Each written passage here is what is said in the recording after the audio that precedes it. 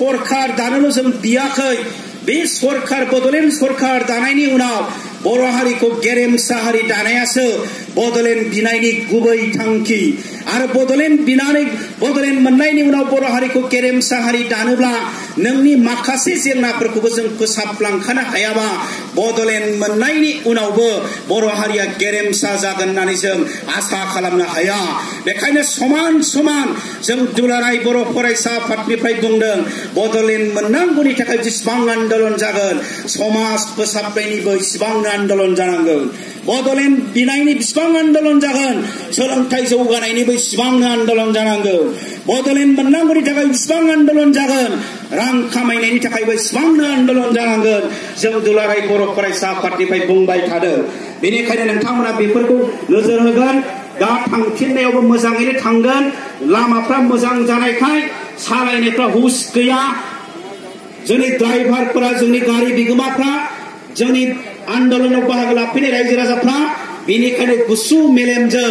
आलादा रायजो बड'लेण्डखौ जों जाफुंहोनांगोन थांनाय आरो फैनाय गारि मटर गाखोनायफोरखौ जों नोजोर होनांगोन नोंथांमोनखौ खावलायनो नागिरदों আজি মই ক'ব বিচাৰিছো আমাৰ আন্দোলনত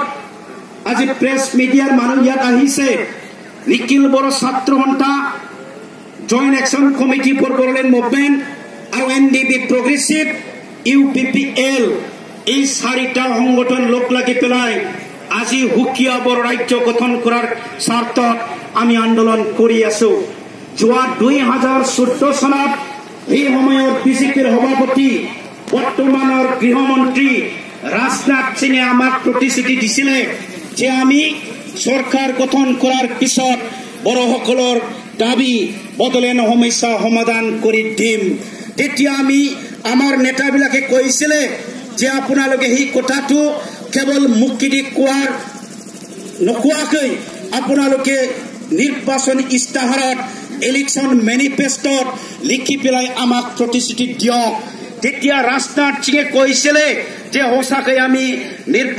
নিৰ্বাচনী মেনিফেষ্টত ইস্তাহাৰত আপোনালোকৰ দাবী আমি সোমাই দিম এই হিচাপে তেওঁলোকে বিজেপিয়ে নিৰ্বাচনৰ ইস্তাহাৰত বডলেণ্ড সমস্যা সমাধান কৰি দিম বুলি তেওঁলোকে সোমাই দিলে আজি চৰকাৰ গঠন হৈ গ'ল নৰেন্দ্ৰ মোদী প্ৰধানমন্ত্ৰী হৈ গ'ল ৰাজনাথ সিং গৃহমন্ত্ৰী হৈ গ'ল 2014 গ'ল 2015 গ'ল 2016 গ'ল 2017 গ'ল 2018 অতিক্ৰম হ'বলৈ গৈ আছে কেৱল এক মাহ নহয় 5 দিন মাত্ৰ বাকি আছে তো বডলেণ্ড সমস্যা সমাধান নহ'ল তো এই কাৰণে 19 তাৰিখ ডিচেম্বৰত যেতিয়া দিল্লীত আলোচনা হৈছিল তেতিয়া আমাৰ নেতাবিলাকে ৰাজনাথ সিং সুধিছিলে যে আপুনিয়ে 2014 চনত নিৰ্বাচনত জিকাৰ পিছত যদি চৰকাৰ গঠন কৰিব পাৰে তো তেতিয়া আমি বডলেণ্ড সমস্যা সমাধান কৰি দিম বুলি আপুনি প্ৰতিশ্ৰুতি দিছিলে কিন্তু আজি চৰকাৰ গঠন কৰাৰ পিছতো আপুনি বডলেণ্ড সমস্যা সমাধান কৰি নিদিলে তো ৰাজনাথ সিঙে সুধিলে তেতিয়া যে সঁচাকৈ বডলেণ্ড সমস্যা সমাধান কৰিবই লাগিবনে তো আমি কৈছে সমাধান কৰিবই লাগিব বড়োসকল অসমত বড়োসকল যদি ভাৰতত সঁচাকৈ এটা পূৰ্ণাংগ জাতি হিচাপে জীয়াই থাকিব লাগে তো তেতিয়া এটা মাত্ৰ ৰাস্তা এই ৰাস্তা হ'ল বডলেণ্ড সমস্যা সমাধান কৰিবই লাগিব তো ৰাজনাথ সিঙে এই আলোচনাত কৈছিল যে ডিচেম্বৰ মাহৰ ভিতৰত 5টা ৰাজ্যত নিৰ্বাচন হ'বলৈ গৈ আছে নিৰ্বাচন শেষ হোৱাৰ পিছত অসমৰ পঞ্চায়ত নিৰ্বাচন শেষ হোৱাৰ পিছত পুনৰ ডিচেম্বৰ মাহত আমি বহিম আলোচনা কৰিম এই আলোচনাত সমাধানৰ ৰাস্তা আমি উলিয়াই ল'ম এই কথাটো কৈছিলে কিন্তু আজি 24 তাৰিখ গ'ল আলোচনা কৰাৰ কাৰণে নামাতিলে তো এই কাৰণে আজি আমি এই 3 ঘণ্টা কাৰ্যসূচী আন্দোলনৰ কাৰ্যসূচী আমি ল'বলৈ বাধ্য হৈছো আৰু যোৱা 21 তাৰিখ ডিচেম্বৰৰ পৰা 9 জানুৱাৰীলৈকে সংসদত পাৰ্লিয়ামেণ্ট সেশন চলি আছে এই পাৰ্লিয়ামেণ্ট সেশনত সংসদ ভৱনত বড়োসকলৰ কাৰণে বডলেণ্ড সমস্যা সমাধান কৰাৰ কাৰণে আলোচনা কৰক এই দাবীলৈ আজি আমি 3 ঘণ্টা আন্দোলনৰ কাৰ্যসূচী আমি লৈছো আৰু আজি ক'বলৈ বিচাৰিছো যে হীৰা চৰণীয়া কোকৰাঝাৰ লোকসভা সমষ্টিৰ সাংসদ দিল্লীত যায় পাৰ্লিয়ামেণ্টত যাই বদলেণ্ড দিব নালাগে বুলি বাৰে বাৰে উত্থাপন কৰি আছো আমি হীৰা চৰণীয়াক ধন্যবাদ দিছো আজি প্ৰেছ মিডিয়া যোগেদি আমি ধন্যবাদ দিছো হীৰা চৰণীয়াক কিয় ধন্যবাদ দিছো আমাৰ বদলেন দাবি দিল্লিত কৰাৰ কাৰণে আমাক এমপি নাই কিন্তু হীৰা চৰণীয়া এজন সাংসদ হৈ পাৰ্লামেন্টত যাই বদলেন সমস্যা উত্থাপন কৰিছে আমাৰ এমপি নাথাকিলে কি হব হীৰা চৰণীয়া আজি বদলেন সমস্যা বদলেন দাবি সাংসদত উত্থাপন কৰি আছো আমার দাবি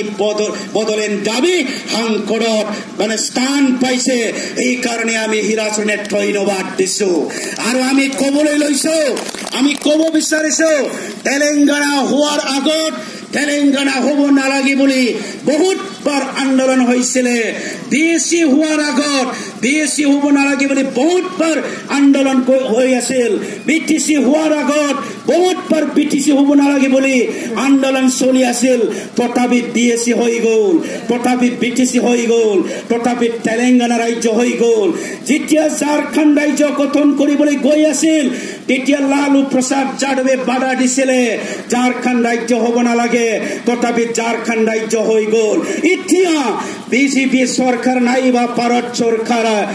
সৰকাৰে যিমানে বাধা নিদিয়ে কিয় বদলেন সমস্যা সমাধান কৰিবলৈ গৈ আছে ৰাইজে ৰাজে থাকব এতিয়া সমাধান কৰিবলৈ গৈ আছে তো এইকাৰণে আমি আহ্বান বাধা নিদিয়াকৈ প্ৰতিৰোধ নিদিয়াকৈ বদলেন হোৱাৰ পিছত এই অঞ্চলত ৰাজবংশী মুছলিম বেংগলী নেপালী আদিবাসী বড়ো আমি কেনেকে যাই থাকি পেলাই বদলেন উন্নতি কৰিব পাৰো এই সম্পৰ্কে আলোচনা কৰিবলৈ আমি আহ্বান কৰিছো